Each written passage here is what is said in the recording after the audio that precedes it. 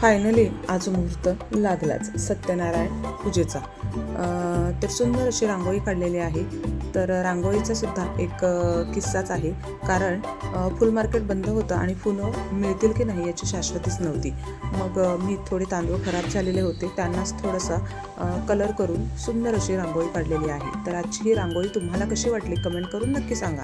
आणि पूजा ही आरवच्या बड्डेच्या दिवशीच करायची होती, पण काही कारणानं जमलं नाही, म्हणून मग ही आज अगदी घाईघाईत करावी लागली.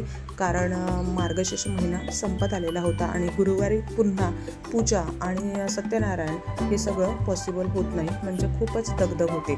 मग अगदी 2 दिवसामध्ये मी खूपच घाई गडबडीमध्ये अशी पूजा करून घेतलेली आहे. पण खूप सुंदर अशी सर्व काही झालं. कारण खरंच देवाने परीक्षा घेतलीच की करायची की नाही सुट्टीचं जमत नव्हतं. पण छान अशी पूजा झाली आणि खरंच मन खूप प्रसन्न होतं. अगदी असं पूजा वगैरे काही केलं की घरातील वातावरणसुद्धा खूप निर्मळ आणि शांत असं होतं. नंतर मी फुलांनी छान असं सजवून घेतलं, डेकोरेशन केलं. सुंदर असा नैवेद्यसुद्धा झाला होता.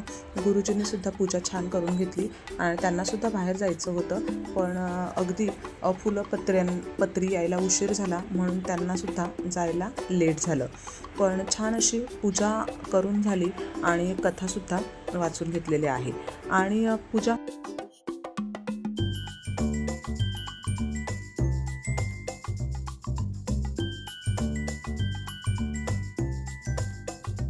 सुद्धा वाचून झालेली आहे आणि पूजा अगदी छान संपन्न झालेली आहे. प्रसादाचा शिरा मी घरीच बनवलेला होता आणि तो सुद्धा सर्वांना खूप आवडला. तर सत्यनारायण देवांना नैवेद्यसुद्धा देऊन झालेला आहे. तर नैवेद्यामध्ये चवळी बटाटा, मटार पनीर, गुलाबजामुन, कोथिंबीरची वडी, पापड, वरण भात, चपाती असं होतं. आणि जेवणसुद्धा सर्वांनी आवडीनं असं मनतृप्त होऊन असं केलं. आणि नंतर गुरुजींबरोबर फोटो काढून घेतले. नंतर आम्हीसुद्धा फोटो काढून घेतले. अगदी जवळच्या मित्र परिवार आणि मैत्रिणी आल्या होत्या, तर त्यांच्यासोबतसुद्धा फोटो काढून घेतले. तशी आरोहची मध्ये लुडबुड सुरूच असते. आता तुम्ही म्हणाल की इथे आहे ना पूजेला ज्या आपण केळीचे खांब लावतो ना, तिथे हिने रस्सी का बांधलेली आहे. तर याने काय केलं की बॅट हातामध्ये घेऊन 2 ते 3 वेळा त्या याच्यावर मारून घेतलेले आहे. तर म्हणून मग तो धागा बांधून वर अडकावा लागला. आणि छान असं मैत्रिणींसोबत फोटो काढलेले आहेत. आणि आरोह आणि दिव्याची तर मस्ती सुरूच असते, म्हणजे अगदी भांडणं करण्यातच ते बिझी असतात. आणि सुंदर अशी रांगोळी काढून घेतलेली आहे.